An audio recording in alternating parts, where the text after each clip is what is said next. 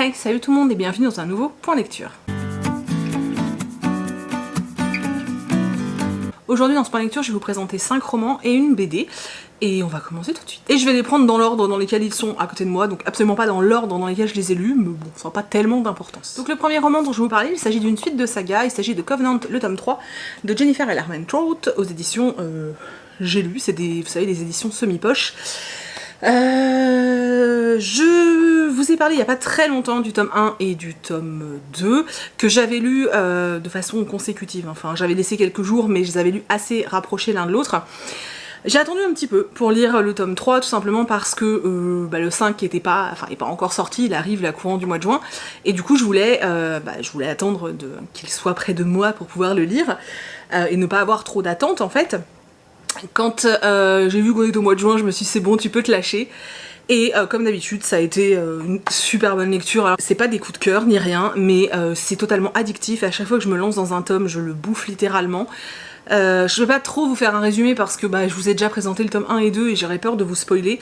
En tout cas, pour ce tome 3, je l'ai lu en lecture commune avec les livres d'Aurore. Donc Aurore, voilà, et en fait on l'avait coupé en trois parties, et en fait la première partie, donc le premier tiers du roman, était vachement axé sur l'espèce de romance qu'on trouve tout le temps dans ce type d'histoire, et c'est vrai que désolée, il fait extrêmement chaud. C'était vraiment très axé sur cette romance. Et c'était gonflant en fait, parce que triangle amoureux, parce que la jeune fille a plein de doutes, et c'est... Voilà. Une fois qu'on passe ce premier tiers, ça se passe déjà beaucoup mieux parce que on rentre plus dans l'histoire. Et la spécificité de cette saga, c'est ce que j'aime beaucoup, c'est qu'on parle des dieux, donc des dieux de l'Olympe. Et en fait, dans ce tome 3, ils sont méga présents, et du coup, voilà, j'attends qu'une chose, c'est que ça explose encore plus, et que dans le tome 4, il y ait vraiment une espèce de guerre entre les dieux, parce qu'on sent qu'il va y avoir des magouilles entre eux et tout. Alors, ce ne sont pas les personnages principaux, puisque les personnages principaux, ce sont leurs enfants et leurs descendance, en fait. Mais voilà, ils sont quand même bien présents, et ils ont quand même un rôle très important dans l'histoire. Et j'aime beaucoup, donc voilà. Je vous en ai déjà beaucoup parlé quand j'ai lu le 1 et le 2, donc je vais pas repartir comme ça, mais voilà, c'est une saga qui est bourrée de tous les clichés que je déteste, mais qui fonctionne, mais trop bien sur moi. Voilà, quand je rentre dedans, je la lis super bien, j'adore, et je m'éclate en fait. Je pense que la plume hyper addictive de l'autrice n'y est pas pour rien, et voilà, c'est bourré de clichés, c'est tout ce que j'aime pas, mais malgré tout, j'adore. Voilà. Je vais maintenant vous parler de Dans la maison de Philippe Leroy aux éditions Rajo. Alors j'ai acheté ce roman il n'y a pas très longtemps, je l'ai acheté parce que l'auteur venait au salon du livre de Nice, et il vient également à Saint-Maur-en-Poche. Et en fait, je voulais lire le roman parce que voilà, je me suis dit, imagine tu kiffes de ouf, voilà, tu vas peut-être avoir envie d'aller voir l'auteur, et puis en plus, je savais que je risquais de craquer sur le salon parce que ça fait partie des livres qui me faisaient très envie, donc j'ai préféré le lire avant pour ne pas, voilà, pour être sûre. C'est un roman que j'ai bien aimé. Je pense que si je l'avais lu à 15 ans, je me serais fait pipi dessus. Je suis très influençable comme fille, et j'ai très vite peur, donc je pense que réellement je me serais fait pipi dessus, hein. Maintenant je suis adulte, je vois mieux les rouages de tout ça, et ça me fait un peu moins peur, sauf quand ils évoquent certains films d'horreur qui m'ont traumatisée, mais sinon voilà, ça s'est plutôt bien passé. Alors dans ce roman en fait on va suivre un groupe de potes qui se font appeler les 5... Non, les 8, n'importe quoi. On suit un groupe de potes qui se font appeler les 8 au lycée. Ça se passe à Vence, donc sur la Côte d'Azur. Et en fait, ils organisent une soirée avec le thème, en gros, faut se faire peur. Donc l'idée, c'est, voilà, au lieu de picoler sans raison, là, en gros, tu dois t'amuser à faire peur aux autres, et si les autres ont peur, ils doivent boire. Donc forcément, plus t'avances dans la soirée, et plus tu es facilement terrifié, vu que tu commences à être un petit peu bourré, tu vois. Donc ils se retrouvent dans cette grande maison qui vient d'être tapée, qui est, voilà, où il y a des caméras de surveillance d'ailleurs, parce qu'il y a des œuvres d'art, etc. Et qui est vachement isolée. Ils se retrouvent dans cette maison tous les 8, ils ont invité un 9e jeune homme qui leur faisait un peu pitié, bref, ils l'ont invité. Et en fait, on va assister toute cette soirée à des espèces de des espèces de coups de flip, puisque le but c'est de faire peur, c'est de faire peur aux autres. Donc chacun à leur tour, ils vont créer une situation pour terroriser les autres. Toi, tout le long du livre, à chaque fois tu te demandes si c'est une situation réelle ou si c'est une situation qui est créé en fait par l'un d'entre eux. En parallèle de toutes ces situations-là, il se passe quand même des choses très étranges dans la maison. Et au fur et à mesure, tous les participants de la soirée vont commencer à disparaître. On va les voir terrorisés et disparaître, et on va se demander ce qui se passe réellement. Est-ce que le jeu a dérapé? Est-ce que quelqu'un s'est servi de ce jeu pour gagner du temps et pouvoir tous les zigouiller. Voilà, donc on tourne quand même pas mal autour de l'horreur, de se faire peur, etc. Maintenant, ça reste un roman ado, hein, je le rappelle. Donc voilà, si vous êtes fanatique de livres terreur, ça va pas vous faire peur. Maintenant, je vous dis, moi, à 15 ans, je pense que ça m'aurait un petit peu mis les miquettes, dans le sens où je suis très influençable sur ce genre de choses, et qu'en plus, on nous cite des films d'horreur tels que The Grudge, qui, moi, me terrorise. Donc forcément, voilà. Mais c'était franchement sympathique, c'est une lecture que j'ai trouvée très sympa.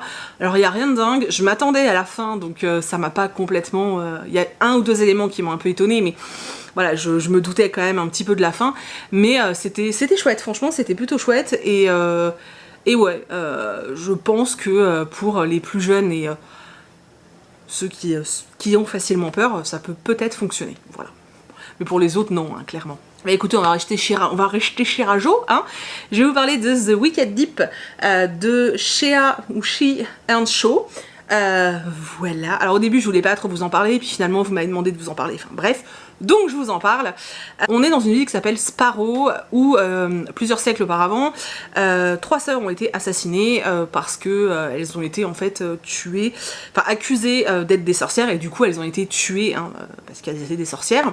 Elles ont été accusées de sorcellerie parce qu'elles étaient bien trop belles et qu'elles plaisaient bien trop aux hommes à l'époque, et ça ne pouvait être que de la sorcellerie, hein, voilà. Nous on se retrouve du coup aujourd'hui où on apprend que dans cette ville, à Sparrow, en fait, tous les ans, il y a ce qu'on appelle le Swan, puisque c'était les sœurs Swan qui étaient des sorcières, en tout cas qui ont été tuées pour sorcellerie. On se retrouve avec la saison en fait des The Swan Season en fait. Donc en gros il crée, enfin il y a une fête pour célébrer ce premier jour, et pendant tout l'été ou pendant toute une période comme ça, c'est cette saison là, et on la nomme comme ça parce que depuis que les 3 sœurs ont été tuées, tous les ans à cette période de l'année, plusieurs hommes sont noyés. Et en fait, a priori, les sœurs Swan reviennent et elles possèdent le corps d'une des filles en fait du coin, et se sert de ça pendant un certain laps de temps pour noyer des hommes. Donc on va être autour de ce mythe, on va suivre, je me souviens plus comment elle s'appelle, je ne me souviens plus du prénom de la jeune fille, je suis désolée. On va suivre une jeune fille qui vit sur une petite île un petit peu décalée de Sparrow, l'île où il y a le phare, en fait elle vit là seule avec sa maman. Et en fait, elle va assister à cette fameuse soirée où l'ouverture de la Swan Season, et elle va accueillir un jeune homme en fait qui arrive dans le coin pour chercher du travail, et en fait elle va être très très attirée par lui, elle va vouloir le protéger parce que tous les jeunes hommes sont en danger hein, pendant cette période, vu que n'importe lequel d'entre eux peut être noyé hein, par l'une des filles qui aurait été possédée. Donc elle veut absolument le protéger, donc elle l'emmène avec elle en fait sur l'île pour le protéger. À côté de ça, les autres ados vont essayer de chercher à tout prix et de découvrir qui est possédé, et puis nous on va avoir des espèces de chapitres alternés où on est aujourd'hui, et puis des chapitres où en fait on apprend l'histoire des Swan Sisters. C'était sympa, voilà, c'était sympa. Maintenant très très honnêtement, en toute objectivité, je ne vois pas pourquoi ce livre a fait autant de bruit, parce que oui c'est sympa, mais sincèrement ça casse pas non plus 3 pattes à un canard quoi. Voilà, l'histoire est sympa. Par contre, il est extrêmement bien écrit, pour un young adulte, je l'ai trouvé extrêmement bien écrit. Alors ça doit être peut-être lié à la traduction, mais je ne pense pas que ce soit que la traduction, parce que moi je l'ai en VO et je comprenais pas grand chose en VO, donc je pense que c'était un peu trop soutenu pour moi. Et là en français c'est très agréable parce que les tournures de phrases sont très belles. Moi j'ai trouvé que c'était vraiment très bien écrit, et comparé à d'autres romans young adultes, il n'y a pas photo, sincèrement il n'y a pas photo. On ne sent pas la facilité en fait dans l'écriture. Souvent en young adulte, c'est ce que moi je remarque maintenant, vous savez que c'est pas non plus un élément sur lequel moi je me focalise, mais c'est vrai que souvent on a l'impression quand même que on a pris toutes les facilités existantes pour écrire le livre et qu'on a fait des tournures de phrases assez simples, ce qui me dérange pas en soi, hein. Mais c'est vrai que de temps en temps avoir un livre comme celui-ci qui est très bien écrit, ça fait du bien, c'est plutôt sympa en fait de voir autre chose, et c'est vraiment le point fort du roman, je trouve, c'est vraiment son écriture. Pour le reste, c'est vraiment une histoire sympa, mais vraiment, c'est pas dingue, c'est loin d'être dingue, il se passe rien de fifou, enfin, c'est très classique, et c'est très sympa, mais c'est très classique, et du coup je ne comprends pas le battage médiatique autour de ce roman, mais pas du tout, enfin médiatique, vous avez compris, hein, bloguesque, booktubesque, bookstagramesque, vous voyez ce que je veux dire, parce que ouais, c'est sympa, mais voilà, je vous dis, ça casse pas trois pattes à un canard, quoi. Moi, j'ai lu bien mieux. Voilà. Après, c'est de l'ado, hein, mais bon, je sais pas, c'est pas non plus... Je m'attendais... En fait, je pense qu'on en a tellement parlé, et tout le monde a tellement dit que c'était extraordinaire, que c'est génialissime, que pour le coup, j'attendais beaucoup plus, moi, de ce roman. Et je vous dis, ce qui m'a nettement étonnée, c'est la plume, qui est vraiment belle, et c'est vraiment bien écrit. Maintenant, l'histoire en elle-même était sympa, mais c'était pas complètement dingue non plus. Voilà. Par contre, effectivement, il y a tout ce côté, si on creuse un petit peu l'histoire, on a un petit peu ce côté vous savez, de décider qu'une femme est une sorcière parce qu'elle est plus belle que les autres, parce qu'elle plaît plus aux hommes, parce que finalement elle fait peur aux autres, qu'elle est émancipée, qu'elle aime les hommes, et que voilà, elle se gêne pas pour coucher avec des hommes.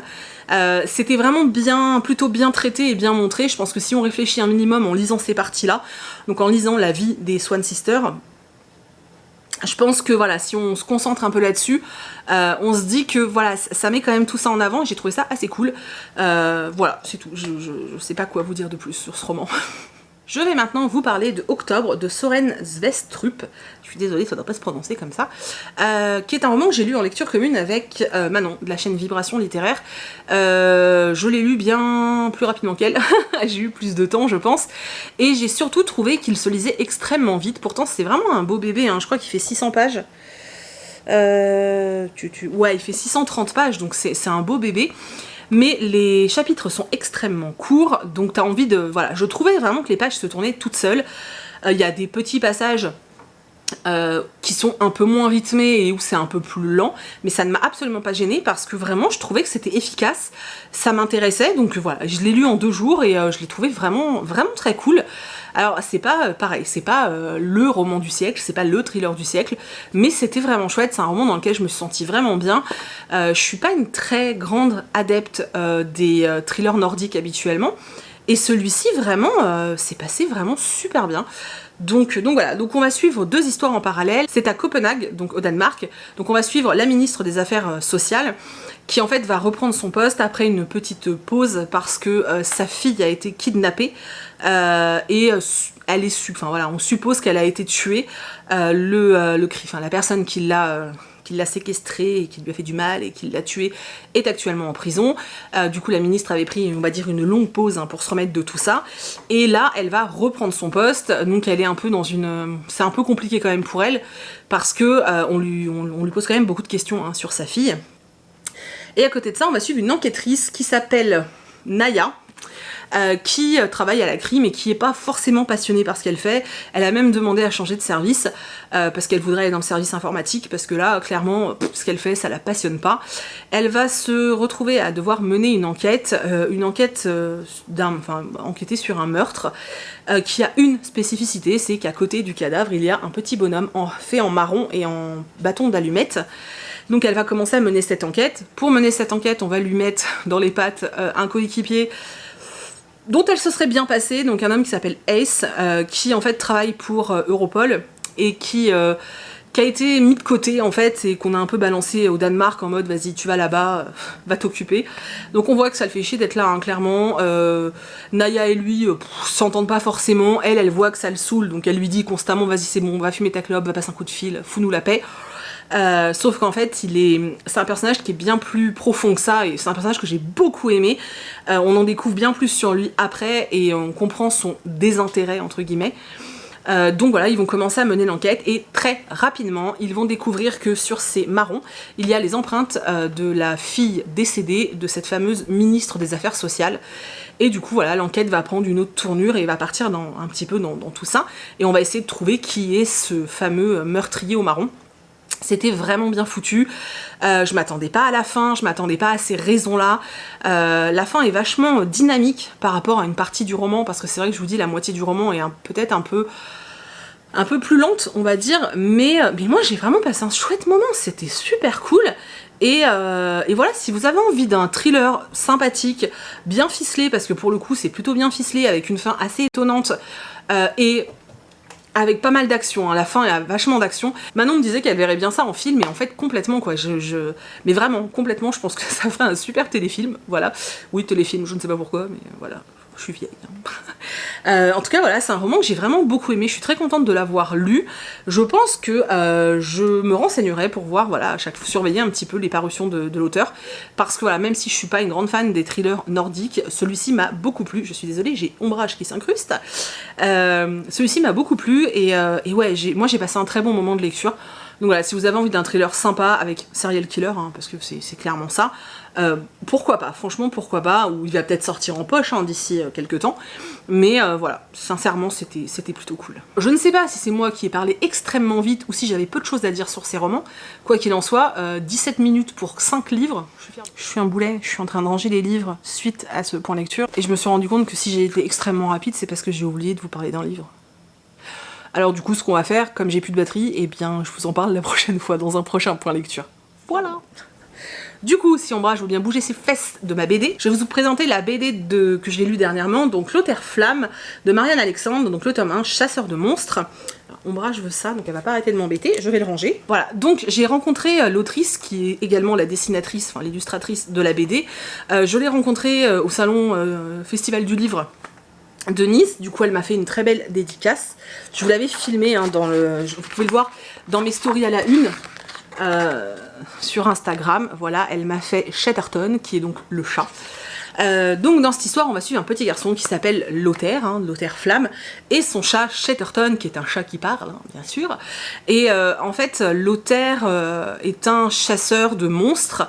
Il va se servir d'encre particulière et d'espèces d'incantations pour emprisonner les monstres. Alors moi, ça m'a fait penser à Ghostbusters, sauf que dans Ghostbusters, ils ont un aspirateur à monstres, et lui, en fait, il a un cahier dans lequel il fait des espèces de trucs bizarres avec de l'encre spéciale, et il séquestre ces monstres dans le livre en fait. Il va être embauché par une jeune fille qui entend des bruits bizarres, il va donc aller dans son village pour mener l'enquête et bien sûr arrêter le monstre. Voilà, je vais pas vous en dire plus parce que c'est un tome 1 et que c'est quand même assez introductif. Je vous fais défiler quelques planches pour que vous puissiez voir un petit peu les dessins. J'ai plutôt bien aimé dans l'ensemble, ça reste quand même très introductif et j'attends la suite. L'autrice m'a dit que ce serait pas avant 1 an puisqu'elle fait tout en fait toute seule, hein. Elle fait les textes, enfin le scénario et les illustrations, donc forcément ça prend du temps. Donc ouais, j'attends de voir ce qui va se passer par la suite, sinon c'est un premier tome plutôt prometteur. J'ai un peu tiqué sur les départs de la BD parce qu'il y avait certains dialogues que je trouvais hyper gamins et ça m'a un petit peu perturbée. Maintenant, il faut pas oublier que c'est une BD jeunesse, hein, faut pas le zapper non plus. Et ça s'arrange au fur et à mesure en fait. Mais c'est vrai que les premiers dialogues, je trouvais ça très très enfantin. Et puis finalement, au bout d'un moment, soit je m'y suis habituée, soit ça a changé, je sais pas trop en fait. Mais quoi qu'il en soit, après voilà, j'ai passé un chouette moment, je trouve les dessins très beaux. J'ai vu une autre BD, un autre livre graphique de l'autrice, je vous l'ai montré d'ailleurs, vous pouvez la voir hein, sur Insta, dans mes stories à la une, qui me fait très envie avec un renard et je trouve qu'elle dessine extrêmement bien et en plus elle est très gentille, donc voilà, ça ne gâche rien au plaisir. Et puis bah du coup, l'année prochaine, quand sortira la suite, je serai au rendez-vous. Donc voilà, c'en est tout de ce point lecture qui a été, je vous le répète, assez rapide. Je suis très étonnée de moi-même. J'espère en tout cas que vous avez fait des découvertes, que je vous ai donné envie de lire certains des romans. N'hésitez pas à me dire s'il y en a certains que vous avez déjà lus, s'il y en a qui vous font envie, s'il y en a qui vous font pas du tout envie, hein, j'en sais rien. N'hésitez pas à partager avec moi, je serais ravie de pouvoir échanger avec vous. J'espère comme d'habitude que vous avez passé un excellent moment avec moi pendant cette vidéo. Voilà, je vous remercie du fond du cœur de l'avoir regardé jusqu'au bout et je vous dis à bientôt dans une prochaine vidéo.